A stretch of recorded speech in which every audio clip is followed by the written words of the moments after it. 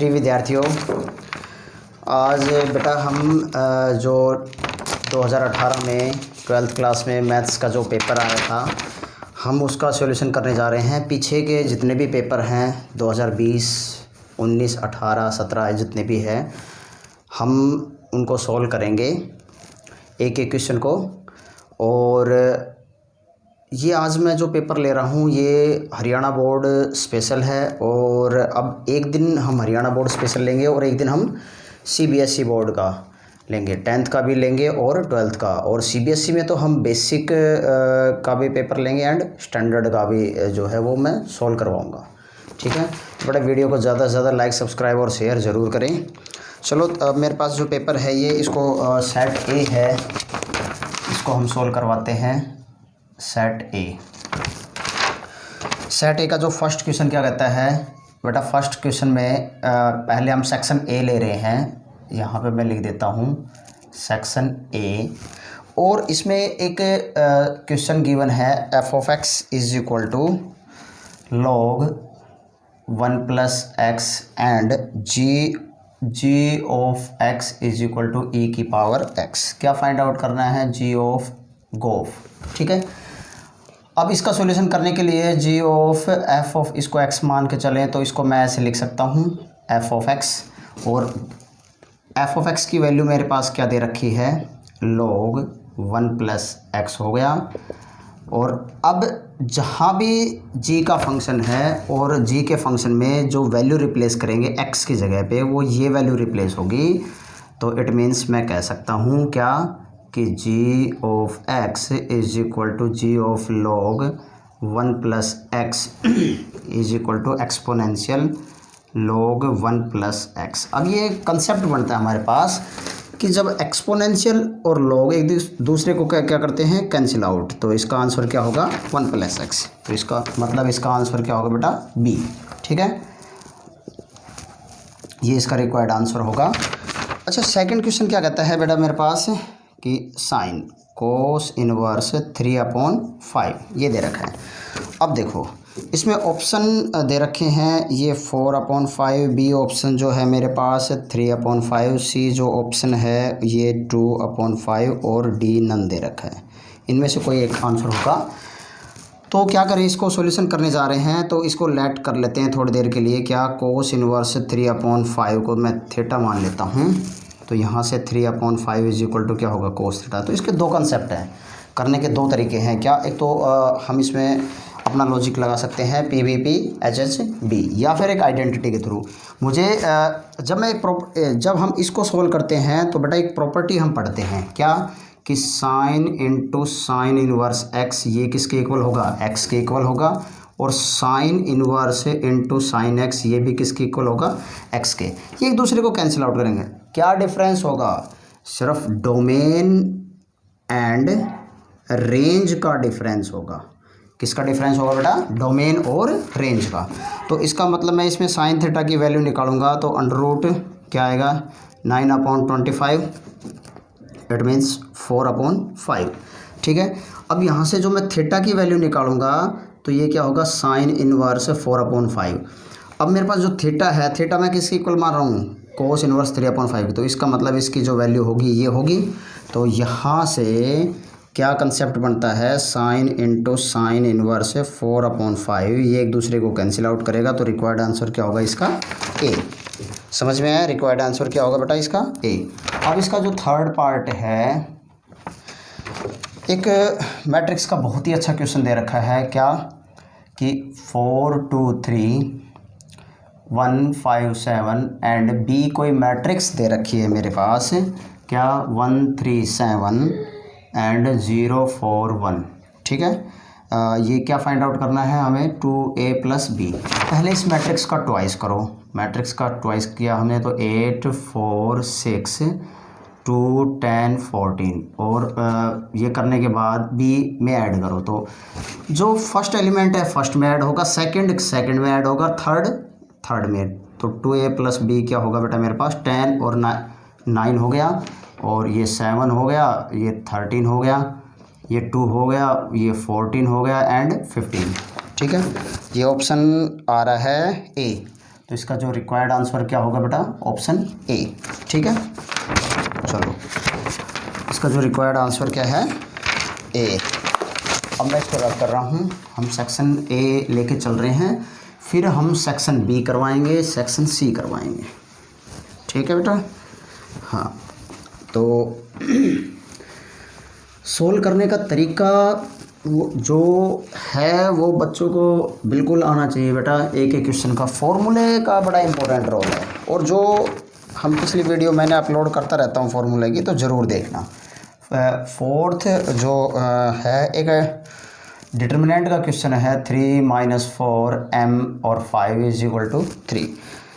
ठीक है, अच्छा इसमें m की वैल्यू फाइंड आउट करने के लिए बोल रहा है, तो बेटा डिटर्मिनेंट और मैट्रिक्स में बिल्कुल थोड़ा माइनर डिफरेंस होता है। क्या, सबसे पहले इसका डिटर्मिनेंट सॉल्व करो, क्या होगा बेटा, 15 4m = 3, एक दूसरे कैंसिल आउट करेंगे, 4m = इसके उधर लेके जाओ, 3 - 15 = -12 एंड m = -3। ये -3 ऑप्शन है, और इसका जो ऑप्शन होगा क्या होगा बेटा, वो सी इसका रिक्वायर्ड आंसर होगा। क्वेश्चन नंबर 5 क्या कहता है, डेरिवेटिव करना है sin x³ का विद रिस्पेक्ट टू x। ठीक है, अब देखो, अब मुझे d/dx, मैंने जो इंटीग्रल की जो वीडियो अपलोड की उसमें डेरिवेटिव भी समझाया आपको, और दोनों हुए फॉर्मूले बताए हैं। तो sin x³ का जो डेरिवेटिव आएगा, पहले फंक्शन का डेरिवेटिव फिर एंगल का डेरिवेटिव करेंगे हम। ठीक है, तो फंक्शन का डेरिवेटिव क्या आएगा, यहाँ पे cos angle same as it is रहेगा। ठीक है, नेक्स्ट स्टेप में जो डेरिवेटिव होगा d/dx वो x³ होगा, तो it means cos x³ × 3x²। जो ये आएगा वो ऑप्शन होना चाहिए, तो ये ऑप्शन है, इसका आंसर आएगा बी ऑप्शन इसका करेक्ट है। ठीक है, और उसके बाद ये फिफ्थ, हम क्वेश्चन नंबर 6 पढ़ने जा रहे हैं। 6th क्वेश्चन क्या कहता है बेटा, the maximum minimum value of function, find maximum and minimum of function, किसी भी फंक्शन का। ठीक है, तो f(x) = क्या दे रखा है, sin x sin 3x + 4। ठीक है, और इसका ऑप्शन दे रखा है, ऑप्शन और लिख देता हूँ मैं यहाँ पे। ए ऑप्शन दे रखा है 5 और 3, एंड बी ऑप्शन दे रखा है 6 और 4, सी दे रखा है 4 और 3, और डी दे रखा है नन। ठीक है बेटा, चलो अब देखो, अब जब हम सेकंड जो चैप्टर पढ़ते हैं, या 11th क्लास का जो ट्रिग्नोमेट्री का चैप्टर है, उसमें हम साइन के बारे में पढ़ते हैं। बेटा साइन का जो ग्राफ होता है, ग्राफ एक इस फॉर्मेट में होगा ये। ठीक है, तो इसका मतलब जो इसकी रेंज होगी वो यहाँ पे +1 होगी, और यहाँ पे क्या होगी बेटा, -1। तो मैं कह सकता हूँ इसका एंगल का फ़र्क नहीं पड़ेगा, इसका जो कोफिशिएंट है, इसका जो साइन का जो कोफिशिएंट है उसके अकॉर्डिंग ग्राफ इंक्रीज़ और डिक्रीज़ करेगा, बट एंगल के अकॉर्डिंग इंक्रीज डिक्रीज नहीं करेगा। तो इसका मतलब sin 3x है, उसकी जो रेंज ये ग्राफ के अकॉर्डिंग ही होती है। ठीक है, अब इसमें कांस्टेंट टर्म ऐड करना चाह रहे हैं, तो क्या होगा, ऐड फॉर बोथ साइड, दोनों तरफ 4 को ऐड करेंगे, तो -1 + 4 sin 3x, और ये 1 + 4, तो यहाँ से कितना आएगा, 3 sin 3x, और ये कितना आ गया बेटा, 5। तो इसमें आंसर क्या होगा, 3 और 5। ये ए इसका रिक्वायर्ड आंसर विदाउट डेरिवेटिव। हम इसको first order derivative, second order derivative test करके वैल्यू निकाल के, वो बहुत लेंदी प्रोसेस हो गया, वो भी होता है कंसेप्ट। लेकिन हम जब हम एप्लीकेशन ऑफ डेरिवेटिव जो पढ़ते हैं, उस दौरान हम एक्सरसाइज जो 6.5 है उसमें भी हम ये पढ़ते हैं, विदाउट डेरिवेटिव का कंसेप्ट आता है।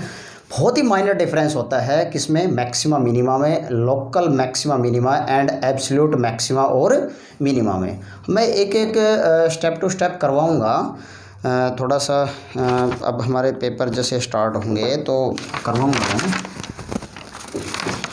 बेटा मैं इसको रब कर रहा हूँ। अब हम एक नेक्स्ट क्वेश्चन कर रहे हैं, और बेटा जो 1 मार्क्स का क्वेश्चन है ये ऐसे क्वेश्चन है कि जब तक आप इनको सोल्व नहीं करोगे, बच्चे को जब तक कंसेप्ट अगर समझ में नहीं आएगा तो वो क्वेश्चन सोल्व कर नहीं सकता। तो कंसेप्ट के ऊपर ज़रूर ध्यान दें। सेवन्थ जो पार्ट है, सेवन्थ पार्ट क्या कर रहा है, slope of tangent. Slope of tangent, देखो स्लोप ऑफ टेंजेंट को हम किससे डिनोट करते हैं, हम इसको dy अपॉन dx से हम इसको डिनोट करते हैं।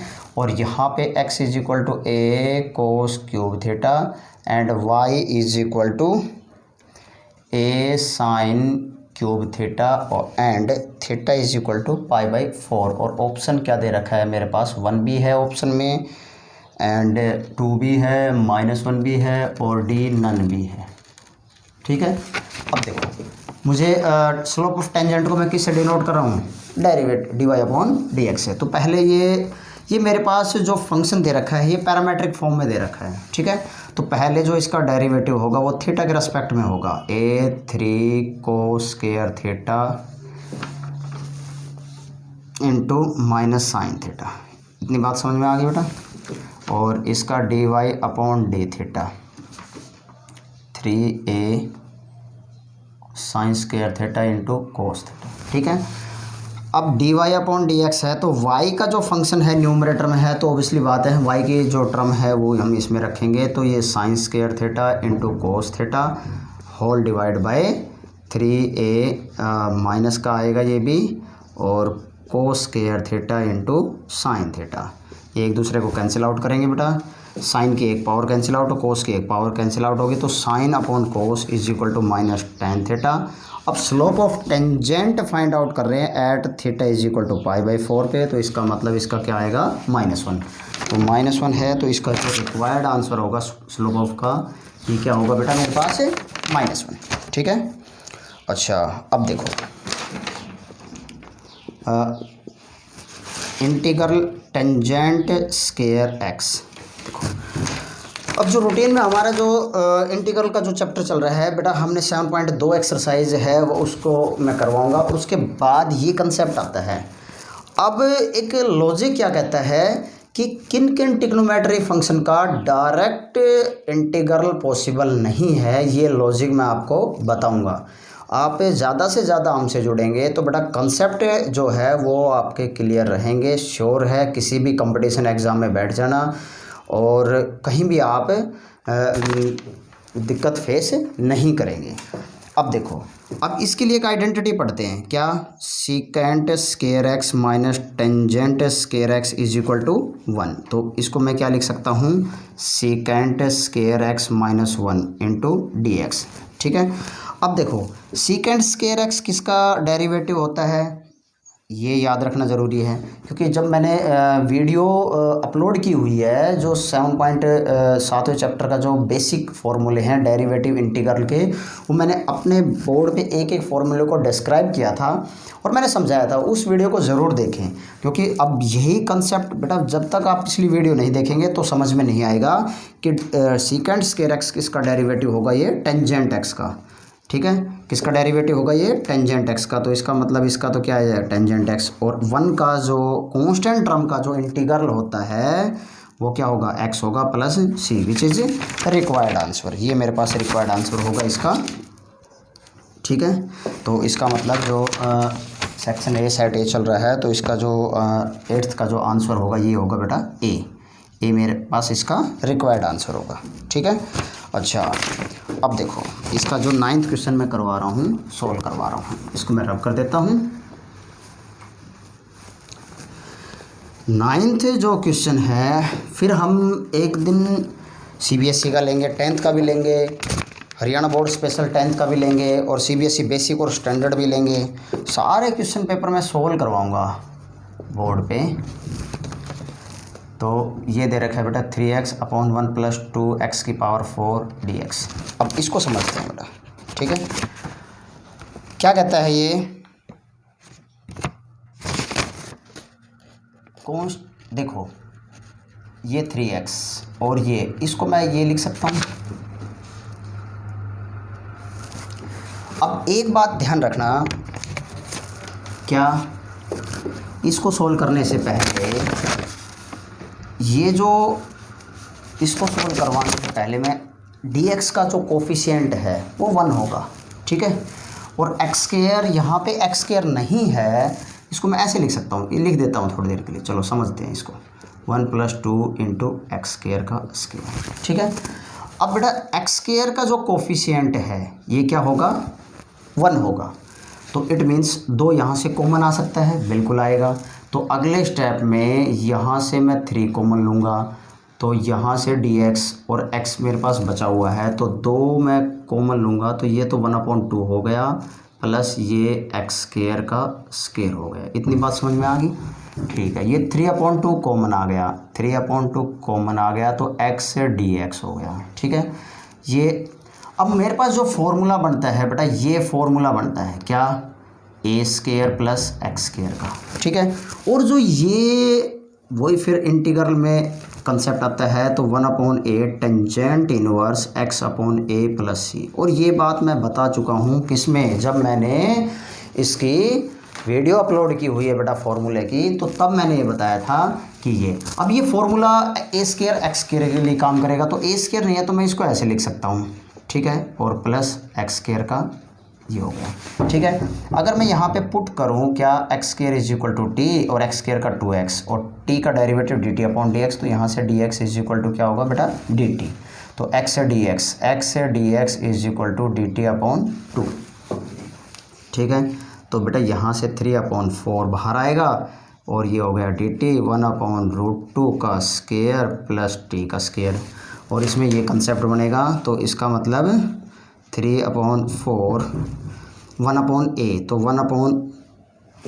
1/a क्या होगा, अब a मेरे पास है 1/√2, तो यह वहाँ 1/√2 into tangent inverse t by a कितना दे रखा है, 1/√2 प्लस c, ठीक है।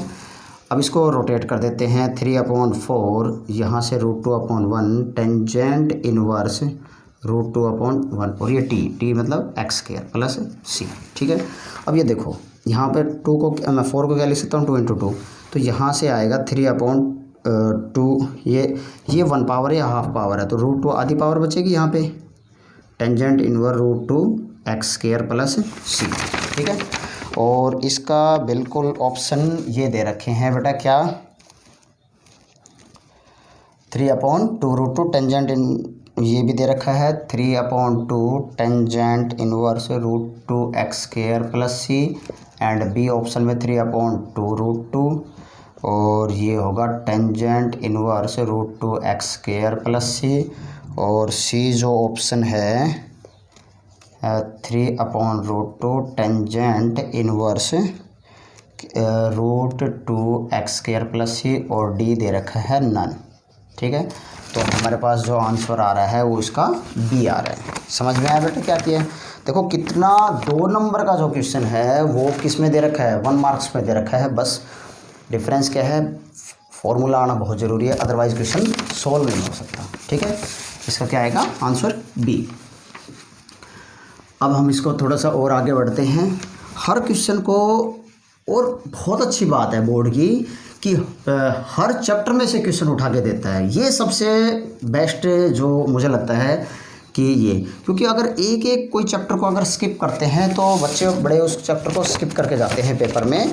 और बोर्ड का बहुत अच्छा क्राइटेरिया है कि वो हर चैप्टर को टच करता है क्वेश्चन देने के लिए, और जो बहुत ही बढ़िया कंसेप्ट है ये बोर्ड का, उस बहुत ही इम्पोर्टेंट भी है। अच्छा, इसमें डिग्री फाइंड आउट करते हैं। देखो ये दे रखा है मेरे पास d2y/dx²,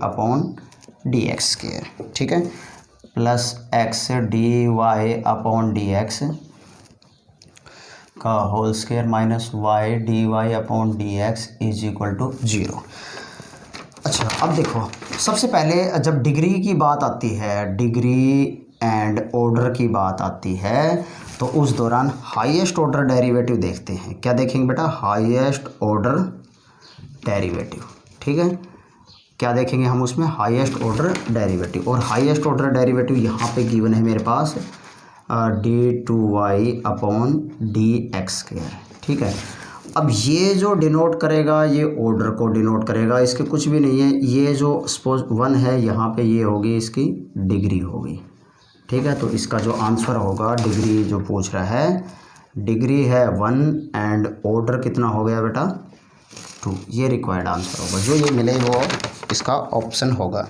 इसका ऑप्शन आ रहा है सी। इसमें ओनली डिग्री पूछ रखी है, तो डिग्री इज इक्वल टू क्या होगा? 1। बट एक बात का ध्यान रखना, ऑर्डर डिग्री में क्या फंक्शन क्या है, वो हमारा पॉलिनोमियल होना बहुत ज़रूरी है। ठीक है, फंक्शन क्या है, वो बिल्कुल परफेक्ट फंक्शन होना चाहिए। परफेक्ट फंक्शन इट मीन्स कुछ जो लॉजिक होते हैं, जैसे लॉग के अंदर, एक्सपोनेंशियल के अंदर, ट्रिग्नोमेट्री फंक्शन के अंदर, साइन कोस के अंदर भी कुछ इम्प्रॉपर फंक्शन होते हैं, उसको हम कंसिडर नहीं करेंगे। ठीक है, अच्छा अब देखो 10th का क्या कहते हैं? Solve differential equation. Solve differential equation, और ये दे रखा है मेरे पास dy अपॉन dx is equal to tangent square x। देखो ये डिफरेंशियल जो इक्वेशन है, method of separation of variable के ऊपर डिपेंड कर रहा है। आपको देखते ही समझ में आ रहा होगा, और हम इसको करवाएंगे। ठीक है, tangent square x into d x. यहाँ कुछ नहीं है, 1 है, तो टेकिंग इंटीग्रल बोथ साइड, इसका क्या आएगा? y। अब यहाँ पे वही बात आ रही है, इसको मैं क्या लिख सकता हूँ? ये लिख सकता हूँ सीकेंट स्क्वायर x माइनस 1। जो बच्चे वीडियो देख रहे होंगे तो उनको समझ में आ रहा होगा, क्यों? क्योंकि ये कंसेप्ट मैं बता चुका, अभी थोड़ी देर पहले बताया था। ये मैं इसके बराबर क्यों लिख रहा हूँ? अब ये आ जाएगा टेंजेंट x और ये आ जाएगा माइनस एक्स प्लस सी, तो ये मेरे पास इसका डिफरेंशियल इक्वेशन का सॉल्यूशन आएगा। इसका जो आंसर है वो है ए। तो इसका आंसर क्या होगा? ए। ये क्योंकि ए हमारा ऑप्शन में आ रहा है, ये इस तरह का।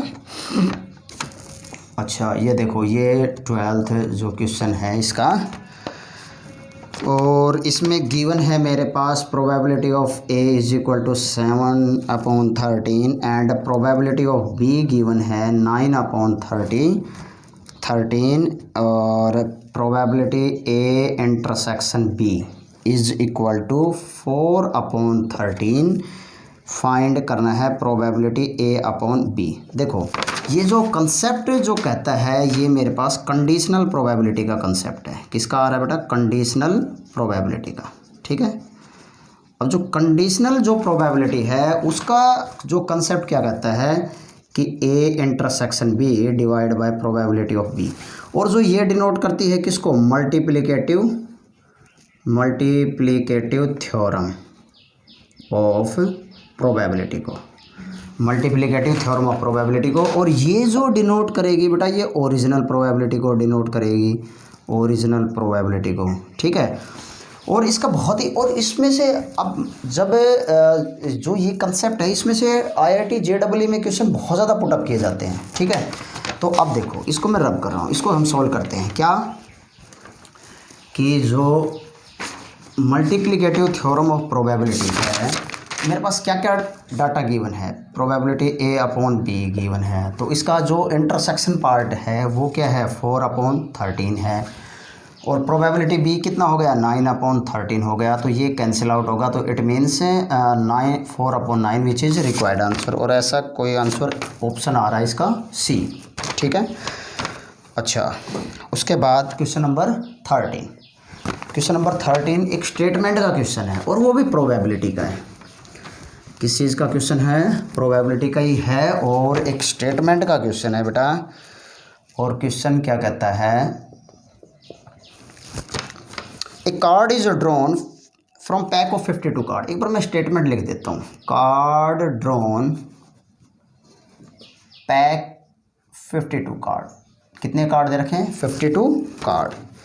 Second card drawn without replacement and second card drawn क्या है? Without replacement. ठीक है, probability both card queen probability both card queen. अब देखो बेटा, प्लेइंग कार्ड से रिलेटेड मैं एक कॉम्पिटिटिव एग्ज़ाम के लिए भी एक मैं चार्ट ड्रॉ कर चुका हूँ। एक एक जो प्लेइंग कार्ड का जो एक एक पत्ता होता है, एक एक जो कार्ड होता है, उसको कैसे हम सॉल्व करते हैं। क्वीन कितनी होती है, रेड में कितनी होती है, फेस कार्ड कितने होते हैं, ब्लैक कार्ड कितने होते हैं, टोटली मैं अपलोड कर चुका हूँ। फिर भी मैं आप लोगों को एक बार बता देता हूँ कि टोटल जो आउटकम्स कितने नज़र आ रहे हैं, टोटल सैम्पल स्पेस कितने होंगे 52। और बेटा विदाउट रिप्लेसमेंट की कंडीशन है, तो इट मीन्स इसको समझते हैं। विदाउट रिप्लेसमेंट का मतलब कि मेरे पास जितनी जो कंडीशन है, इट मीन्स जितनी जो कार्ड हैं वो हम उसको रिप्लेस नहीं करेंगे। एक कार्ड हम निकाल चुके हैं तो उसमें वो दोबारा रिप्लेस नहीं होगा। तो इसका मतलब इसका जो इफ़ेक्ट पड़ेगा किस पे पड़ेगा, टोटल आउटकम्स पे इफ़ेक्ट पड़ेगा। तो बोथ कार्ड क्वीन। अब एक 52 के अंदर जो क्वीन होते हैं वो टोटल कितने हो गए 4। ठीक है, तो प्रोबेबिलिटी क्या होती है, ये बोथ के बारे में बात आता है तो कहीं ना कहीं। अब देखो जब मैं वैसे करवाऊंगा ऑफलाइन तो मैं बता ही रहा हूँ, ऑफलाइन जैसे मैं क्लासेस रेगुलर ले रहा हूँ तो उस दौरान तो बेटा मैं बता ही रहा हूँ कि ये कंसेप्ट जो किसका कंसेप्ट है बच्चों, एक्चुअली प्रोबेबिलिटी का एक ही मेन पॉइंट ये होता है, अगर जिस बच्चे को स्टेटमेंट समझ में आ गई तो श्योर है वो बच्चा डेफिनेटली क्वेश्चन सॉल्व कर देगा। अदरवाइज प्रोबेबिलिटी को लाइटली नहीं ले सकते, प्रोबेबिलिटी का क्वेश्चन सॉल्व नहीं हो सकते। तो अब कंसेप्ट को देखते ही समझ में आना चाहिए, मल्टीप्लिकेटिव थ्योरम ऑफ प्रोबेबिलिटी का कंसेप्ट है बेटा ये। ठीक है, तो प्रोबेबिलिटी का मल्टीप्लिकेटिव थ्योरम ऑफ प्रोबेबिलिटी का, तो फर्स्ट कार्ड अगर क्या है क्वीन है तो इसकी जो प्रोबेबिलिटी होगी 4/52। ठीक है, अब ये एक क्वीन को अगर सपोज करो क्वीन के 1 कार्ड को मैं ए मानता हूँ और क्वीन के सेकंड कार्ड को अगर मैं बी मानता हूँ, तो ये मेरे पास ए इंटरसेक्शन बी के बारे में पूछ रहा है। ठीक है, तो ए इंटरसेक्शन बी क्या है, कंडीशनल प्रोबेबिलिटी से जो जस्ट आगे हम पढ़ते हैं तो उसका ये कंसेप्ट आता है। तो इट मीन्स इसको मैं क्या लिख सकता हूँ, probability of A probability B upon A. First card drawn queen है तो 4/52 हो गया, और विदाउट रिप्लेस की कंडीशन है तो 3/51 हो गया। एक दूसरे को कैंसिल आउट करेंगे, ये तो 4 1 3 मीन्स क्या 121, ये मेरे पास रिक्वायर्ड आंसर होगा। ऐसा कोई आ रहा है, बिल्कुल आ रहा है, ये मेरे पास क्या ऑप्शन हो गया, डी हो गया। ठीक है, चलो अब इसको मैं रब कर देता हूँ बेटा। मैं बार बार कह रहा हूँ प्रोबेबिलिटी को आप लाइट नहीं ले सकते, क्योंकि इसकी जो स्टेटमेंट अगर एक बार समझ में नहीं आए तो क्वेश्चन सोल्व नहीं हो सकता पेपर में, चाहे बोर्ड CBSE बोर्ड हो चाहे हरियाणा बोर्ड हो बेटा। अच्छा, और उसके बाद क्वेश्चन नंबर हम ले रहे हैं 13 के बाद क्या आ गया बेटा 14। और 14 क्वेश्चन क्या कहता है कि इंडिपेंडेंट इवेंट का कंसेप्ट है, A and be independent events का जो कंसेप्ट है, ये इंडिपेंडेंट इवेंट्स के बारे में बात कर रहा है। और ए यूनियन बी है 0.60 है, और प्रोबेबिलिटी ऑफ ए है 0.2 है, probability of B find out करनी है हमें। ठीक है, अब इसको देखते हैं। देखो इंडिपेंडेंट इवेंट का जब कंसेप्ट के बारे में बात होती है तो बात होती है A intersection B is equal to probability of A probability of B. अब इसको ध्यान से समझते हैं क्या कि इंडिपेंडेंट इवेंट अपने आप को मॉडिफाई करता है बेटा। कई बार ये not A not B, neither A neither B, nor A either A either B, one of them none of them, ये जो कुछ स्टेटमेंट है ये बड़ी कन्फ्यूजिंग होती है। ठीक है, एक्चुअली क्या है कि बच्चे को समझ में नहीं आता एक्चुअली इसमें करना क्या है। तो अब मेरे पास पी बी नहीं है। ठीक है, अब P A union B given है और पी ए दे रखा है 0.2, और इसको मैं x मान लूँ थोड़ी देर के लिए, तो ये 0.2x हो गया। ठीक है, अच्छा अब प्रोबेबिलिटी के केस में जब हम सेट्स का प्रोबेबिलिटी से बहुत ही गहरा रिलेशन होता है, minus probability A intersection B. ठीक है, प्रोबेबिलिटी ए इंटरसेक्शन बी। अच्छा अब एक बात बताओ, क्या कि प्रोबेबिलिटी को मैंने x मान लिया, ठीक है, और इस की जगह पे मैं क्या लिख सकता हूँ, यहाँ पे तो मेरे पास है 0.60 और यहाँ पे 0.2, कुछ नहीं है तो 0 है, ये मुझे x मानना पड़ेगा, ठीक है। और ये आगे जो ये हो रहा है इसको मैं क्या लिख सकता हूँ, प्रोबेबिलिटी ऑफ a और प्रोबेबिलिटी ऑफ क्या लिख सकता हूँ b। अब प्रोबेबिलिटी ऑफ a कितना दे रखा है 0.20 और ये कितना दे रखा है x दे रखा है बेटा, ठीक है। तो यहाँ से हम इसको सोल्व करें तो 0.60 ये 0.20, यहाँ से x कॉमन हो गया तो 1 minus 0.2, it means 0.6 is equal to, इसको इधर ले जाते हैं तो ये आ गया 0.40 और यहाँ से ये आ गया x और इनटू कितना आ गया 0.8, ठीक है। और ये डिवाइड करो इसको तो x is equal to 0.4 0.8 cancel out होगा तो 4 तो इट मीन्स 1/2 क्या आएगा 1/2, तो x इज इक्वल टू क्या आ गया बेटा 0.5 जो विच इज़ रिक्वायर्ड आंसर होगा, ठीक है। और ये मेरे पास इसका ऑप्शन जो आ रहा है वो क्या होगा ए, ठीक है। अच्छा इसको रब कर देते हैं, इसका आंसर क्या होगा ए। चलो अब हम थोड़ा सा और आगे बढ़ते हैं इसको लेके, तो क्वेश्चन नंबर हमारे पास आता है अब 15, ठीक है।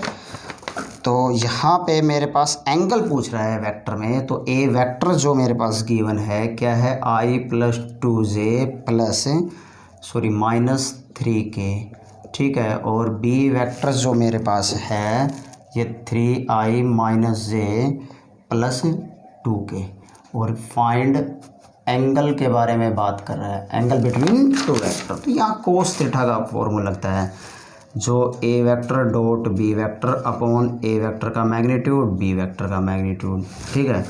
अब इनका जब हम डॉट प्रोडक्ट करते हैं तो i dot i j dot j k dot k is equal to 1 के इक्वल होगा, तो इट मीन्स यहाँ पे 3 आएगा, ये -2 आ गया एंड -6 आ गया, और a का अंडर रूट ये आएगा 1 का स्क्वायर 4 9 आ गया, ठीक है। और ये आ गया 9 + 1 + 4, तो इट मीन्स जो -4 6 8 -5 √14 और यहाँ पे √14, तो इट मीन्स -5/14, ठीक है। और इस तरह का कोई ऑप्शन आ रहा है, बिल्कुल आ रहा है बेटा, तो इसका मतलब theta is equal to cos inverse -4/14 जो मेरे पास सी आंसर है, ठीक है। आंसर क्या है मेरे पास सी, ठीक है। और आंसर भी है, तो इसका मतलब इसका मैग्नीट्यूड और ले सकते हैं हम, समझ गए। तो ये इसका ये आंसर होगा, समझ में आया। चलो अब थोड़ा सा और आगे बढ़ते हैं। क्वेश्चन नंबर जो 16 क्या कह रहा है कि the direction cosine of 2 lines are proportional. अब डायरेक्शन कोसाइन क्या दे रखे हैं बेटा, डायरेक्शन जो कोसाइंस है ये प्रोपोर्शनल दे रखे हैं, क्या दे रखे हैं प्रोपोर्शनल दे रखे हैं, ये तो स्टेटमेंट का वैसे। और एंगल बिटवीन दीज लाइन, अब देखो जब कोई ये एक दूसरे के प्रोपोर्शनल दे रखे हों तो उस केस में जो थीटा होगा वो क्या होगा बेटा always 90 degree, theta is equal to क्या होगा ऑलवेज 90 डिग्री, ठीक है। हाँ अब देखो ये हमारे पास जो सेक्शन ए कंप्लीट हो चुका है, 15th जो क्वेश्चन आए हुए हैं इसमें। अब सेक्शन बी का हम लेके चल रहे हैं, और सेक्शन बी के केस में ये कहता है कि कोई फंक्शन मेरे पास गिवन है 0 - 1, ठीक है। और ये x greater than 0, x is equal to 0 और x लेस देन केस में 0। अब देखो अगर मैं इसको इसके इक्वल करूं तो ये f(x) इज इक्वल टू 1 होगा, और इसमें जो 0 से बड़ा 1 पे 2 पे 3 पे ये वैल्यू पे होगी, ठीक है। यहाँ f(x) इज इक्वल टू -1 होगा, जब क्या होगी -1 पे -2 -3 पे, ठीक है। अगर हम और ये कह रहा है कि प्रूव कर शो दैट करो इज नॉट 1 1 नहीं है। अब देखो 1 1 के जब हम पहला चैप्टर में जो टाइप्स ऑफ फंक्शन जितने भी होते हैं वो मैं करवा चुका हूँ, एक्सरसाइज भी मैंने करवाई है। तो बेटा उसमें हमने 1 का कंसेप्ट बताया था। क्या 1 तब होता था जब कोई f of x1 is equal to f of x2 implies x1 is equal to x2। ये जब 1 का कंसेप्ट था तो 1 की 1 इमेज होगी इसमें, इस केस में। तो यहाँ पे इस तरह का कोई पॉसिबल नहीं है। कैसे नहीं है? अगर हम इसको मैपिंग के थ्रू समझते हैं तो बेटा मैपिंग में तो जो वैल्यू है एक बार ये 1 को भी, फंक्शन तो यहाँ पे है, ठीक है, और यहाँ पे जो कोई भी इसकी जो रेंज दे रखी है ये, तो यहाँ पे 1 0 -1 है। 1 की तो नेगेटिव इमेज भी दे रहा है और ये पॉजिटिव भी दे रहा है। तो इसका मतलब तो ये इस तरह का कंसेप्ट के बारे में बात कर रहे हैं, ठीक है। और इस तरह के कंसेप्ट में ये फंक्शन की डेफिनेशन को फॉलो नहीं करता। It does not follow definition of function. Definition of function, ये डेफिनेशन ऑफ फंक्शन की जो मतलब फंक्शन की डेफिनेशन है उसको फॉलो नहीं करता।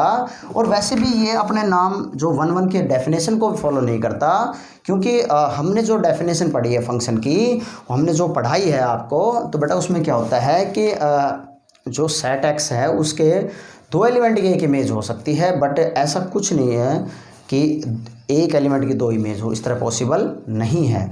तो इसका मतलब ये देखते ही समझ में आ रहा है कि फंक्शन ये 1 नहीं है, क्योंकि ये डेफिनेशन को फॉलो नहीं कर रहा है। मैपिंग के थ्रू भी हम बता सकते हैं इसको ये करके, और ये तब काम आते हैं जब बच्चों आपने प्रैक्टिस कर रखी होगी। अदरवाइज़ अगर प्रैक्टिस नहीं कर रखी तो बेटा आप ये फंक्शन को आप सोल्व ही नहीं कर सकते। तो फिर भी हम कोशिश कर रहे हैं बेटा, इसको मैं कर रहा हूँ। अच्छा, अब देखो थर्ड जो क्वेश्चन क्या कहता है इसका, सेक्शन बी का, कि sine inverse x plus cos inverse X is equal to π/2, ठीक है। और ये प्रूव दैट करना है। और बेटा 2 मार्क्स का है सेक्शन बी, यहाँ पे 2 मार्क्स का क्वेश्चन है। अब देखो इसको देखते हैं क्या कि बेटा क्वेश्चन है। अब ये तो चलो एक हमारे पास इन्वर्स के अंदर आइडेंटिटी फॉर्मूला बनता है, और ये tangent inverse x plus coat inverse x ये भी π/2 के इक्वल होगा, ठीक है। और secant inverse x plus cosecant inverse x ये भी π/2 के इक्वल होगा, ठीक है। और ये चीज़ मुझे प्रूव करने के लिए कह रहा है, तो मैं एक प्रॉपर्टी के थ्रू इसको प्रूव करना चाहूँगा। क्या कि अगर मैं थोड़ी देर के लिए लेट करके, अगर मैं सपोज करो मैं कोस इन्वर्स को मान लेता हूँ, कोस इन्वर्स एक्स को मैं थीटा मान लेता हूँ, तो x इज इक्वल टू क्या होगा मेरे पास, कोस थीटा हो गया, ठीक है। x इज इक्वल टू क्या होगा बेटा, कोस थीटा हो गया, ठीक है। और जब मैं यहाँ से साइन थीटा की वैल्यू लूँगा, साइन थीटा की, तो ये होगा √1 माइनस कोस स्क्वायर थीटा। तो √1 माइनस क्या होगा बेटा मेरे पास, एक्स स्क्वायर हो गया, ठीक है। अब थीटा इज इक्वल टू यहाँ से sine inverse √1 minus x square हो गया। थीटा हम किसके इक्वल ले रहे हैं बेटा, कोस इनवर्स एक्स के इक्वल ले रहे हैं। तो कोस इनवर्स एक्स की क्या वैल्यू होगी मेरे पास, ये वैल्यू होगी। इतनी बात समझ में आई। तो अब कोई भी एक फंक्शन को अगर मैं थीटा मान लेता हूँ, इसको थोड़ा सा ये देखो, इसको मैंने थीटा मान लिया, तो यहाँ से sine inverse x plus theta is equal to क्या होगा मेरे पास, π/2 हो गया, ठीक है। अगर मैं इस टर्म को इधर ले जाता हूँ तो इसका मैं LHS लेके चलता हूँ, ये कि ये अब theta is equal to π/2 minus, sorry sine inverse को यहीं रखो, और ये आ गया बेटा π/2 माइनस थीटा। अब साइन इन्वर्स बराबर के उधर जाएगा तो क्या होगा, साइन π/2 माइनस क्या होगा बेटा, थीटा। अब साइन 90 माइनस थीटा, क्वाड्रेंट का जो कंसेप्ट आता है इसके अकॉर्डिंग किसके इक्वल होता है बेटा, ये कोस थीटा, क्योंकि फर्स्ट क्वाड्रेंट में लाई करता है। तो x की वैल्यू क्या होगी, कोस थीटा, और यहाँ से जो x की वैल्यू क्या आ रही है, कोस थीटा। तो इसका मतलब LHS जो हमारे पास आया है, कोस थीटा ये भी आ रहा है और कोस थीटा ये भी आ रहा है। तो इसका मतलब ये क्या आ रहा है बेटा, ट्रू। समझ गए, ये क्या आ रहा है, ट्रू। ये चीज़ हमने प्रूव करनी है। अच्छा, ये फॉर्मूला ये भी प्रूव हो सकता है, और ये भी हो सकता है, और ये भी हो सकता है, क्योंकि 6 ट्रिग्नोमेट्री रेशियो है। तो बेटा क्वेश्चन जो है वो समझ लो 6 टाइप से बन सकते हैं, ठीक है। अच्छा, एक बहुत ही अच्छा क्वेश्चन और पूछता है क्या कि सेक्शन बी 2 मार्क्स का ही क्वेश्चन पूछता है और थोड़ा सा पूछेगा तो लेंथी में भी पूछेगा ये बेटा। सेक्शन बी यहाँ पे 2 मार्क्स के क्वेश्चन चल रहे हैं, ठीक है। और क्या पूछता है, फाइंड द एरिया, और क्वेश्चन नंबर जो है 5, find area. Area find out करना है जो मेरे पास 0 0 बी दे रखा है -2 और 3 और सी दे रखा है 10 और 7, ठीक है। अब देखो एरिया फाइंड, अब ये क्वेश्चन है ना 2 टाइप से पूछता है। अगर यहाँ पे पूछे आपसे फाइंड एरिया और टर्म दे रखी हो x1 y1 z1, सपोज करो इस तरह x1 y1 z, चलो मैं ये पहले x1 y1 और z1 लिख देता हूँ, और b की वैल्यू x2 y2 और z2, c की वैल्यू है x3 y3 और z3। अब दोनों क्वेश्चन में क्या डिफरेंस है, ये तो जो 2 पॉइंट दे रखे हैं और ये कोऑर्डिनेट कितने हो गए, 3 कोऑर्डिनेट, ये 3D में हो गया 2D में हो गया।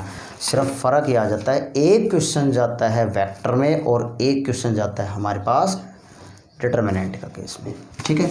अब इसमें जो फॉर्मूले के बारे में बात होती है, एरिया ऑफ ट्रायंगल, सपोज करो मैं ABC ले रहा हूँ, तो 1/2 x1 y2 minus y3 plus x2 y1 minus y2 plus x3 y2 minus y3, और यहाँ से 3 माइनस 1 और x3 y1 माइनस y2, ठीक है। और पॉइंट ये मेरे पास x1 दे रखे हैं, ये y1 दे रखा है, ये x2 दे रखा है, y2 दे रखा है, x3 दे रखा है और y3, इसमें पुट करो, डायरेक्ट इसका एरिया फाइंड आउट करें। यहाँ पे हम एरिया फाइंड आउट कर सकते हैं। और 2 मार्क्स का क्वेश्चन है, बहुत ही ईजी है और डायरेक्ट फॉर्मूले के ऊपर पूछ रहा है, ठीक है। अच्छा अब देखो क्वेश्चन नंबर जो 6 क्या कह रहा है पेपर के दौरान, क्वेश्चन नंबर जो 6 है वो ये कहता है कि बेटा find derivative tangent x is equal to cot x with respect to x। अब देखो जब हम डेरिवेटिव का कंसेप्ट पढ़ते हैं तो उसमें 2 बातें पढ़ते हैं कि वेरिएबल के ऊपर वेरिएबल हो या कांस्टेंट के ऊपर वेरिएबल हो, तो उस केस में आपको देखते ही समझ में आएगा कि क्या कहता है बेटा वो लॉजिक, कि उसमें क्या फाइंड आउट करें, क्या लेके चलेंगे, लॉग लेके चलेंगे। तो इसका कोई और कंसेप्ट नहीं हो सकता। तो टेकिंग लॉग बोथ साइड, इसको लेट अगर मैं y के इक्वल मानूं तो y is equal to tangent x है, ये कोट x हो गया, ठीक है। तो यहाँ से टेकिंग लॉग ले लिया हमने, यहाँ से टेकिंग लॉग ले लिया, तो log y is equal to log tangent x की पावर कोट x होगा। यहाँ पे एक फॉर्मूला बनता नज़र आता है क्या, m raise to power n, तो log m हो गया, तो इट मीन्स कोट x हो गया और log टेंजेंट x हो गया, ये सेकंड हो गया। ये मान लो सपोज करो 1 इक्वेशन है, तो इसका अब डेरिवेटिव करेंगे तो log का डेरिवेटिव ऑलरेडी बेटा मैं जब इंटीग्रल के जो मैंने चैप्टर के लिए फॉर्मूले किए थे तो डेरिवेटिव और इंटीग्रल इसका दोनों किया था, तो 1/y हो गया, y का क्या हो गया dy/dx हो गया, ठीक है। इसमें कंसेप्ट आपको देखता नज़र आ रहा होगा क्या, प्रोडक्ट रूल का कंसेप्ट है, तो u एज इट इज़ और v, तो 1/टेंजेंट x का secant square x plus log tangent x cot x का minus cosecant square x, angle का 1 हो गया। इसको सोल्व कर लेंगे। अब यहाँ से dy/dx जाएगा तो y इधर आ गया, यहाँ पे जो फंक्शन है ये वाला जो फंक्शन यहाँ पे लिखा जाएगा और हम इसको कम्प्लीटली सोल्व कर सकते हैं। 2 नंबर का क्वेश्चन है, ज़्यादा बड़ा नहीं है। अगर ये क्वेश्चन 6 नंबर में पूछता है तो कोई और टर्म ऐड करके पूछे, उसके लिए अलग कंसेप्ट है बेटा। 2 फंक्शन का एडिशन हो रहा हो या सब्ट्रैक्शन हो रहा हो तो उस केस में लोग लेते हैं, डायरेक्ट नहीं लेते, वो कंसेप्ट के साथ मैं उसको बताऊंगा। और अगर कोई तो फंक्शन का डिवाइड हो रहा है तो फंक्शन का मल्टीप्लाई हो रहा है तो उसमें लोग कैसे लिया जाता है ये भी हम बताएंगे, ठीक है। हाँ, तो क्वेश्चन नंबर 7 भी पैरामेट्रिक फॉर्म का है और अभी जो मैंने बताया था। और question number 8 tangent inverse x है उसका,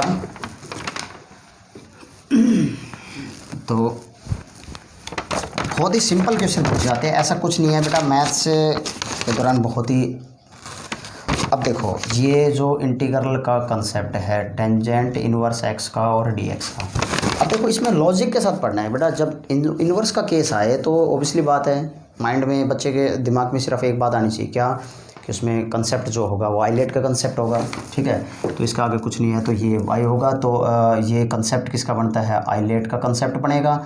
और क्यों बनेगा ये भी हम लॉजिक के साथ बताऊंगा, ठीक है। अगर दो टेंजेंट अगर दो फंक्शन दे रखे हो एक साथ तो उसको किस तरह के कंसेप्ट आएंगे, तो ये भी।